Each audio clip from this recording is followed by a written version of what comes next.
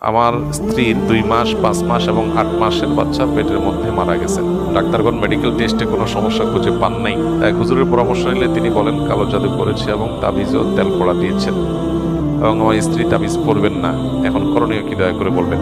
মেহরবানি করে আপনি কোনো ভালো রাকি, যারা ঝাড়ফুঁক করেন এরকম কোনো রাকির শরণাপন্ন হবেন, তাহলে সেক্ষেত্রে ইনশাআল্লাহ তিনি আপনাকে ভালো গাইড করতে পারবেন।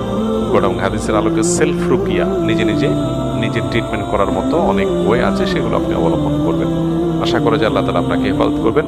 এবং এটা পরীক্ষিত এবং এটা সর্বজন বিদিত স্বীকৃত যে গর্ভস্থ সন্তান নষ্ট হওয়ার ক্ষেত্রে দুষ্ট জিনের প্রভাব এবং ব্ল্যাক ম্যাজিক, কালো জাদুর প্রভাব অনেক বেশি হয়ে থাকে। এটার প্রপার ট্রিটমেন্ট যথাযথ উপায় যদি করা হয় তাহলে সেক্ষেত্রে এটার সমাধান হতে পারে, কিন্তু তার জন্য আপনাকে প্রচুর পরিমাণ রুকিয়া কন্টিনিউ চালাতে হবে। সেজন্য ভালো কোনো রাখি শরণাপন্ন হবেন। আমি তো রাখি না বা রুকিয়া সম্পর্কে আমার খুব বেশি ধারণাও নাই।